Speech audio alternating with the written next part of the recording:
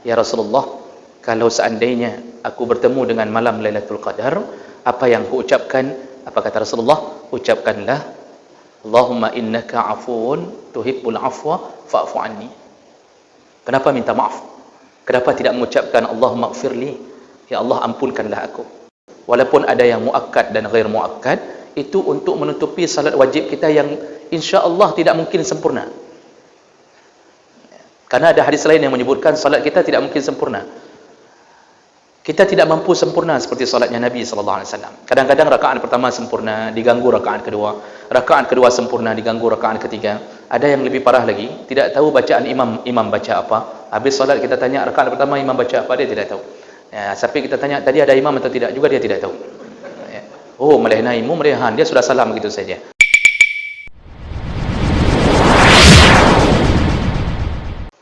Assalamualaikum warahmatullahi wabarakatuh. Innal hamdalillah nasta'inuhu wa nastaghfiruh wa na'udzu bihi min shururi anfusina wa min sayyiati a'malina. May yahdihillahu fala mudilla lahu wa may yudlil fala hadiya lahu. Asyhadu an la ilaha illallah wahdahu la syarika lahu wa asyhadu anna Muhammadan 'abduhu wa rasuluhul karim.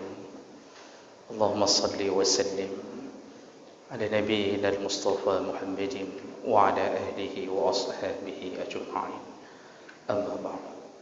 Rabbi shrah li sadri wa yassir li amri wa hlul 'uqdatam min lisani yafqahu qawli. Segala puji bagi Allah, kemudian salawat dan salam kepada Rasulullah, pada keluarga dan seluruh sahabat-sahabatnya. Ya Allah, muliakan insya-Allah jamaah salat maghrib, bapak-bapak dan ibu-ibu yang telah datang karena Allah. Mudah-mudahan kehadiran kita tercatat di sisi Allah Subhanahu wa taala. Bapak Ibu maka Allah, setelah kita mengakhiri pembahasan tentang fadilah-fadilah surat dalam Al-Quran, dan kita sudah membahas beberapa fadilah beramal di dalam Ramadan, dan berhubung kita sedang berada di bulan Syawal, maka ada baiknya kita mengulang kaji tentang fadilah berpuasa di bulan Syawal. Hari ini kita sudah berada di 13 Syawal, dan salah satu yang disunnahkan adalah melakukan puasa 6 hari di bulan Syawal. Tentu setiap perintah Allah tidak ada yang sia-sia. Pasti ada sesuatu yang ingin Allah didik, yang ingin Allah ajarkan kepada kita. Nah, mari kita lihat apa saja yang bisa kita dapatkan hikmah sekaligus fadilah melakukan puasa di bulan Syawal. Baik, jemaah maka Allah Subhanahu wa taala, yang pertama di dalam goresan tintanya para ulama menyebutkan fadilah pertama puasa di bulan Syawal adalah yang melakukan puasa 6 hari di bulan Syawal menunjukkan tanda-tanda atau salah satu tanda diterimanya atau makbulnya Ramadan yang telah dia lewati.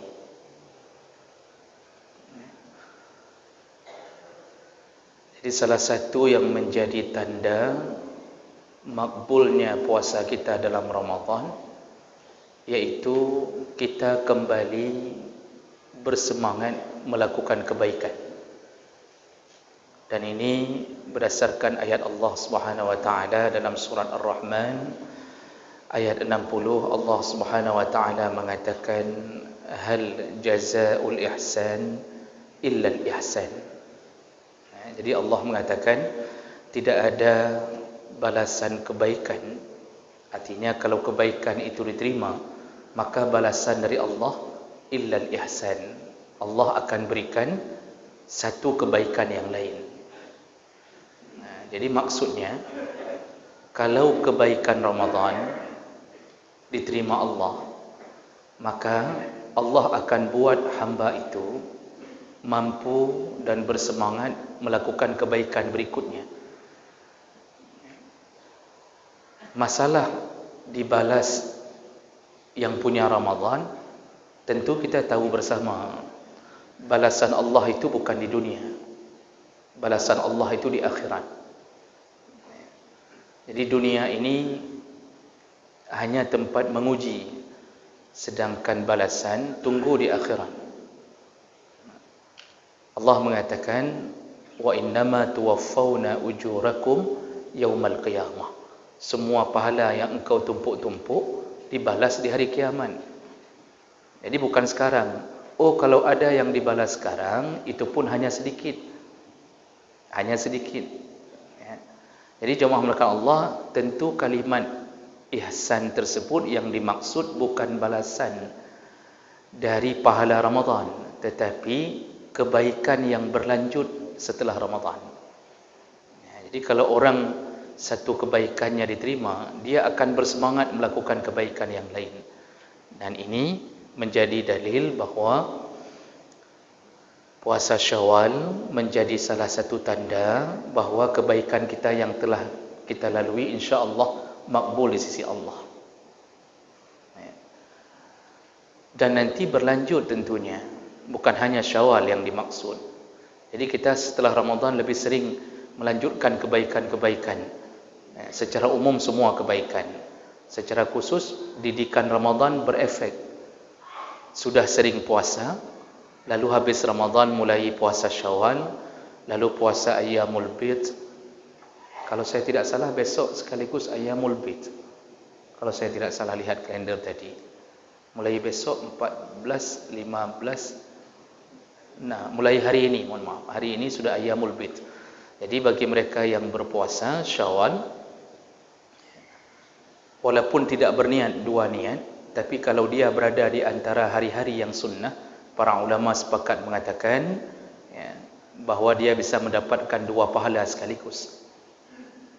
Jadi jemaah melakukan Allah, jadi kita berlanjut ya, sudah sering puasa Ramadan, lalu kemudian berlanjut puasa Syawal, lalu tetap semangat puasa Senin Khamis, Ayyamul Bid, lalu kemudian kita melakukan hari-hari tertentu di bulan-bulan yang Allah muliakan. Ini tanda-tanda bahawa Ramadan kita yang berlalu adalah Ramadan yang makbul insya-Allah.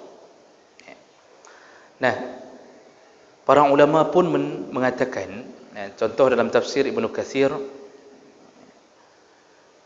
para ulama menyebutkan min sawabil hasanah al-hasanah ba'daha. Di antara balasan kebaikan yang Allah beri, yaitu Allah berikan kebaikan berikutnya. Wa min jaza'is sayyi'ah as-sayyi'ah ba'daha. Di antara balasan kejelekan atau keburukan seseorang, Allah akan buat dia kembali melakukan keburukan berikutnya. Jadi orang kalau melakukan kebaikan, Allah akan beri salah satu tanda dia akan mampu melakukan kebaikan. Begitu juga kalau Allah sudah benci kepada hamba setelah melakukan satu keburukan, dia akan terus melanjutkan keburukan berikutnya. Ini kalau dalam Al-Quran disebut dengan kalla bal ran ala qulubihim. Kalimat rana itu artinya hati yang telah bertitik hitam. Jadi semakin menghitam, semakin cepat orang melakukan maksiat berikutnya. Ini hati-hati yang Allah sudah stempel kalimat ran. Maka hati-hati dengan urusan hati ini. Jemaah melakukan Allah. Jadi oleh kerana itu, dari fadilah pertama ini, yang belum melakukan puasa Syawal perlu introspeksi diri, kenapa tidak mahu melakukannya? Karena sebahagian sahabat kita kadang-kadang ada yang sudah selesai puasa Syawal, ada yang sedang melakukan, masih tersisa sekitaran setengah bulan lagi untuk Syawal. Tapi kalau belum terbersit di hati untuk melakukan, kita perlu berfikir kenapa yang teman satu jamaah, satu kelompok telah melakukan, kenapa kita tidak mau melakukan? Kenapa tidak bersemangat? Nah, ini hati-hati, kemungkinan besar kita bermasalah dengan Ramadan kita. Maka yang belum melakukannya segera berniat. Tapi jangan niat-niat saja puasa. Nyok aku niat, ku puasa. Tapi dia disibukkan dengan dunianya kembali sehingga belum melakukannya. Hari ini belum dan belum ada rencana melakukannya. Nah, itu patut berhati-hati, kemungkinan Ramadan kita bermasalah di hadapan Allah. Karena kalau tidak bermasalah, pasti kita diberi ruang hati yang lebih dalam untuk melakukan kebaikan berikutnya. Karena Allah mengatakan waktu Ramadan, la'allakum tattaqun. Habis Ramadan, semoga engkau bertambah-tambah takwamu. Nah, jadi jemaah Allah, itu fadilah pertama dalam catatan para ulama, terutama dicatat oleh Ibnu Rajab Al-Hambali dalam kitab Lataif Al-Ma'arif. Nah, kemudian fadilah yang kedua puasa di bulan Syawal, yaitu orang-orang yang melakukan puasa di bulan Syawal, dia telah menunjukkan bahawa dia hamba yang bersyukur kepada Allah Subhanahu wa taala. Allah Subhanahu wa taala dalam Ramadan telah memberikan kita segala-gala. Dan salah satu yang paling hebat yang Allah berikan adalah ampunan. Bahkan lebih daripada ampunan. Maka kita disuruh bukan mengucapkan maghfirah, tapi disuruh mengucapkan al-afu. Innaka afun tuhibbul afwa fa'fu anni. Meminta maaf dari Allah itu lebih hebat daripada meminta ampun. Jadi ketika para ulama membicarakan kenapa dalam Ramadan Nabi mengajarkan doa kepada waktu ditanya oleh Aisyah radhiyallahu anha, ya Rasulullah, kalau seandainya aku bertemu dengan malam Lailatul Qadar, apa yang ku ucapkan? Apa kata Rasulullah? Ucapkanlah Allahumma innaka afuun tuhibbul afwa fa'fu anni. Kenapa minta maaf? Kenapa tidak mengucapkan Allahumma ighfirli, ya Allah ampunkanlah aku? Nah, para ulama kemudian menjabarkan perbedaan dua kalimat ini. Dalam surat An-Nisa Allah menggabungkan wa kana Allahu afuwan ghafura. Kalimat maghfirah, mohon ampun, dalam bahasa Arab itu bermakna mengampunkan tetapi tidak menghapus. Mengampunkan tetapi tidak menghapus. Artinya, kalau mohon ampun Allah ampunkan. Orang taubat memohon ampun, Allah ampunkan.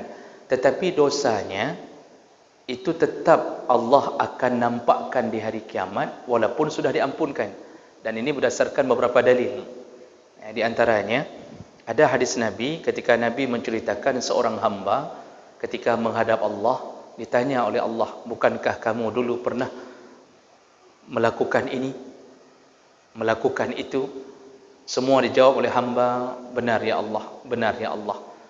Jadi Allah kembali mengingatkan dia tentang dosa-dosa masa lalunya. Lalu di ujung hadis barulah Allah mengatakan, engkau telah kuampunkan, masuklah surga. Tapi diingatkan kembali dosa-dosanya. Sedangkan afuun itu ketika kita memohon maaf kepada Allah, itu bukan hanya mengampunkan tetapi menghapus. Jadi orang yang dapat afuun dari Allah itu tidak lagi diungkit dosa masa lalunya. Tidak lagi diungkit sama sekali. Jadi benar-benar dalam catatan tidak ada lagi dosa yang seperti itu. Tidak ditanya oleh Allah sama sekali. Nah, ini makanya Rasulullah mengajarkan permohonan maaf. Dan itu lebih hebat daripada memohon ampun kepada Allah. Walaupun kedua-duanya adalah pintu-pintu taubat. Maka jemaah melakukan Allah, tidak ada yang lebih hebat pemberian Allah kepada kita kecuali mengampunkan dosa. Kenapa begitu? Karena dosa yang membuat kita masuk neraka. Maka ketika dosa itu diampunkan, otomatis kita terbebas dari neraka. Maka hadiah Allah yang paling hebat adalah pengampunan. Tidak ada lain, pengampunan. Maka banyak sekali hadis-hadis yang menyatakan tentang diampunkan Allah, diampunkan Allah. Kalau berzikir sekian banyak 100 kali diampunkan Allah. Kalau sujud semua dosa-dosanya yang berada di pundak, Allah letakkan dosanya di pundak ketika dia sujud, maka berguguranlah semua dosa-dosanya. Allah yang ditargetkan adalah dosa dihapus. Dan ini hadiah terindah dari Allah Subhanahu wa taala. Ramadan penuh dengan itu. Selama Ramadan kita dipenuhi dengan janji itu. Makanya tidak layak kita tidak bersyukur. Kita diberi kesempatan masuk ke dalam Ramadan, lalu diberikan kekuatan untuk ibadah, lalu diberikan kekuatan untuk mengorbankan harta, diberikan kekuatan untuk menyelesaikan ketaatan kita sampai selesai Ramadan. Dan kita dengan keyakinan iman kita diampunkan Allah. Maka tidak ada lain yang lebih pantas kita lakukan kecuali bersyukur. Dan salah satu cara bersyukur adalah yaitu dengan kembali menyembahnya, menyambung penyembahan kepada Allah. Rasulullah sallallahu alaihi wasallam dalam hadis yang panjang kita sudah tahu bersama ketika Rasulullah salat kakinya bengkak-bengkak.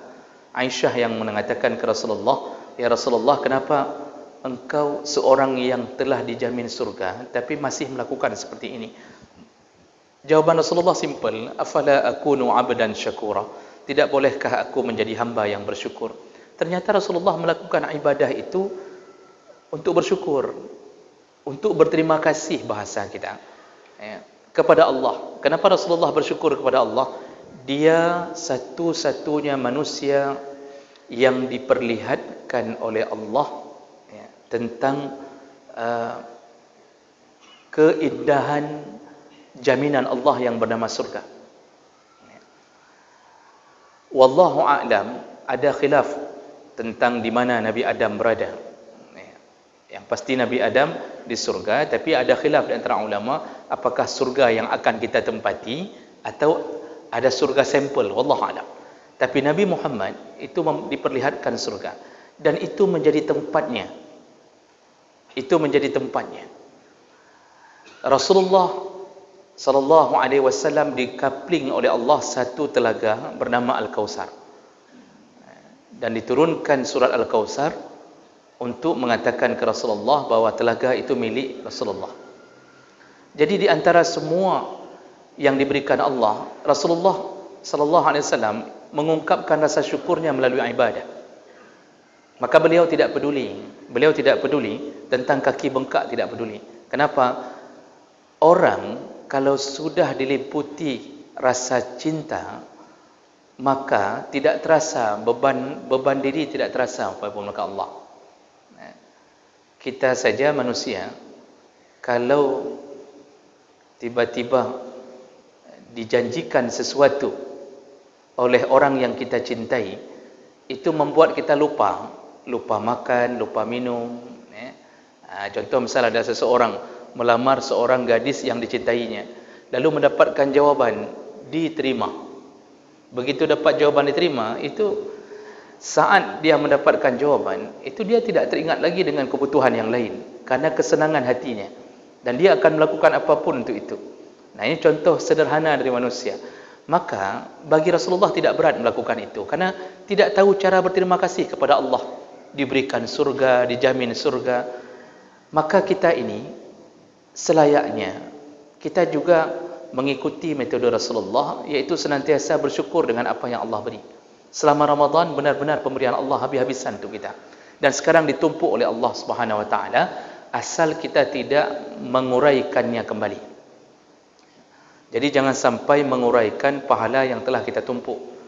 Allah Subhanahu wa taala menceritakan tentang seorang perempuan yang bernama Rithah Al-Hamqa, ketika Allah mengatakan wala takunu kallati naqadat ghazlaha min ba'di quwwatin ankatha, janganlah engkau menjadi seperti seorang perempuan yang telah membuat baju kemudian menguraikan benangnya kembali. Nah, dalam tafsir Ibnu Katsir diceritakan bahwa kisah itu turun, ada yang mengatakan turun karena kisah seorang perempuan bernama Ritah Al-Hamqa. Jadi Ritah ini seorang perempuan di masa Rasulullah yang menjadi perawan tua, tidak menikah sudah lama, dan orang tuanya gelisah karena dia belum punya suami, sampai orang tuanya mengusahakan agar dia mendapatkan suami, pergi ke dukun, lalu kemudian macam dilakukan, dan dia juga belum berhasil. Sehingga ketika umurnya semakin tua, ada seorang laki-laki melamarnya. Jadi begitu bahagianya Ritah sehingga dia menerima lamaran ini tanpa mengecek siapa laki-laki tersebut. Ternyata laki-laki ini bukan mencintai Ritah, tapi mencintai harta Ritah, harta peninggalan Ritah. Jadi orang tua Ritah sudah meninggal, banyak mendapatkan warisan, diturunkan warisan. Baru sebulan menikah dan tidak pernah disentuh, Ritah ternyata dikhianati. Suaminya melarikan diri bersama harta. Tinggallah Ritah seorang diri, kembali menjadi janda yang belum pernah disentuh, tidak punya anak.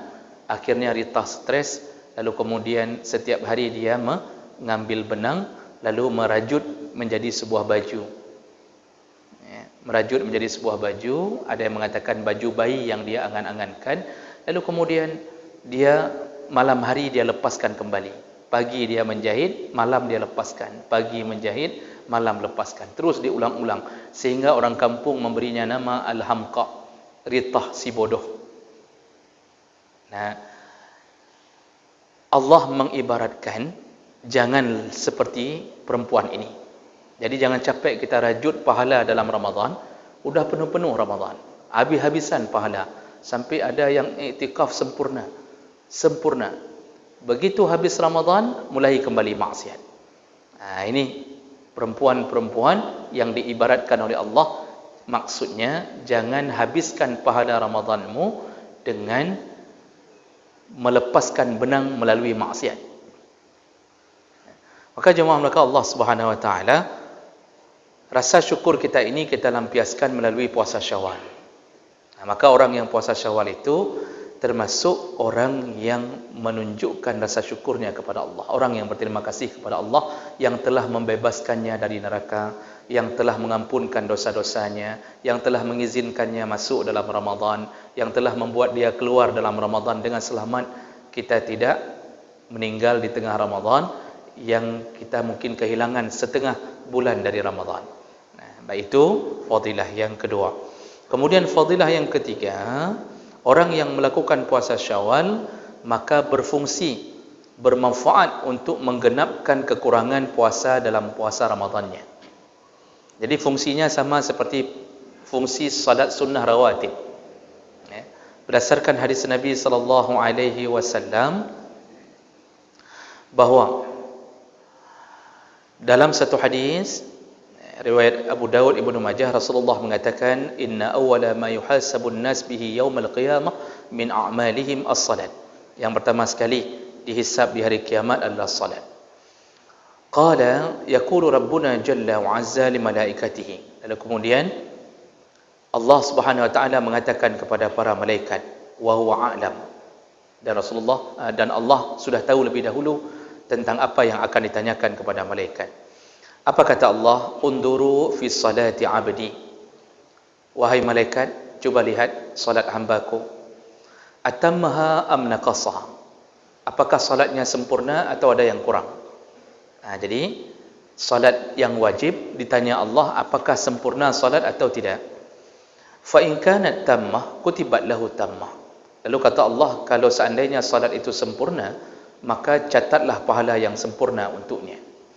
Wa in kana intaqasa minha syai'an, tapi kalau salat wajibnya tidak sempurna, qala unduru ahli 'abdi min tatawwu'. Allah bertanya kepada malaikat, coba lihat bagi mereka yang salat wajibnya ada kurang-kurang, apakah mereka melakukan salat sunnah? Apakah mereka melakukan salat qabliyah atau ba'diyah? Nah, fa in kana lahu tatawwu', kalau mereka melakukan salat qabliyah dan ba'diyah, qala atimmu li 'abdi fardhatahu, maka sempurnakanlah salat wajibnya dengan salat rawatib tadi, dengan salat sunnah rawatib tadi. Makanya Bapak Ibu maka Allah, pentingnya qabliyah dan ba'diyah. Walaupun ada yang muakkad dan ghair muakkad, itu untuk menutupi salat wajib kita yang insya-Allah tidak mungkin sempurna. Karena ada hadis lain yang menyebutkan salat kita tidak mungkin sempurna. Kita tidak mampu sempurna seperti salatnya Nabi sallallahu alaihi wasallam. Kadang-kadang rakaat pertama sempurna, diganggu rakaat kedua. Rakaat kedua sempurna, diganggu rakaat ketiga. Ada yang lebih parah lagi, tidak tahu bacaan imam baca apa. Habis salat kita tanya rakaat pertama imam baca apa, dia tidak tahu. Sampai kita tanya tadi ada imam atau tidak, juga dia tidak tahu. Oh, malahna imam merehan, dia sudah salam begitu saja. Jadi jemaah mereka Allah, kita bisa sempurnakan dengan qabliyah atau ba'diyah. Lalu kemudian Rasulullah menyambung dengan mengatakan summa tu'khazul a'mal ala zakum. Kemudian semua amalan lain dihitung dengan model yang sama. Apa maksudnya model yang sama? Allah tanya, Ramadan kita sempurna atau tidak? Malaikat kalau menjawab, tidak sempurna ya Allah. Ada hari-hari, hari ke-17 dia sempat ngupat sedikit. Di hari 23 sambil i'tikaf juga sempat mengupat sedikit. Jadi ada yang tidak sempurna, pahalanya tidak sempurna. Maka maksud Rasulullah, Allah akan bertanya, ada puasa sunnahnya tidak? Apakah dia melakukan puasa sunnah? Kalau dia melakukan puasa sunnah, tutuplah kekurangan yang puasa wajibnya dengan yang puasa sunnah. Maka para ulama mengatakan dari dalil ini, puasa Syawal itu bisa menutupi kekurangan pada puasa wajib. Maka beruntunglah mereka yang melanjutkan puasa Syawal. Kemudian fadilah berikutnya, yaitu orang-orang yang berpuasa Syawal akan mendapatkan pahala seperti puasa setahun lamanya. Ini sudah masyhur, kita ketahui bahawa Rasulullah mengatakan dari riwayat dalam beberapa riwayat, termasuk salah satunya riwayat Muslim dari Ayyub Al-Ansari radhiyallahu anhu qala, Rasulullah berkata, man sama Ramadhana summa atba'ahu sittan min Syawal, barang siapa yang berpuasa Ramadan dengan sempurna lalu diikuti dengan 6 hari di bulan Syawal, maka fasiyamuhu kasiyamid dahr, maka dia mendapatkan pahala seperti puasa setahun lamanya. Nah, hitungan setahun juga sudah masyhur karena setiap amalan minimal dikali 10. Puasa Ramadan dikali 10 300, puasa 6 dikali 10 60, maka 360 adalah lambang setahun dalam bulan Hijriah. Maka orang yang menyambung puasa 6 dalam bulan Syawal, pahalanya seperti setiap hari berpuasa. Seperti setiap hari berpuasa. Itu dahsyatnya menjadi umat Muhammad. Amal sedikit, pahala menggunung. Salat 5 waktu, tetapi pahalanya seperti 50 waktu. Itu kelebihan umat Muhammad sallallahu alaihi wasallam. Maka jemaah melakukan Allah Subhanahu wa taala, hal-hal seperti ini sungguh rugi mereka yang benar-benar meremehkan puasa 6. Karena sedikit saja dia melakukannya, dia mendapatkan pahala yang banyak dari Allah Subhanahu wa taala. Demikian Bapak Ibu melakukan Allah, insya-Allah kita akan sambung ke dalam bab yang lain di pertemuan berikutnya. Subhanakallahumma bihamdik, asyhadu an la ilaha illa anta, astaghfiruka wa atubu ilaik. Wassalamualaikum warahmatullahi wabarakatuh.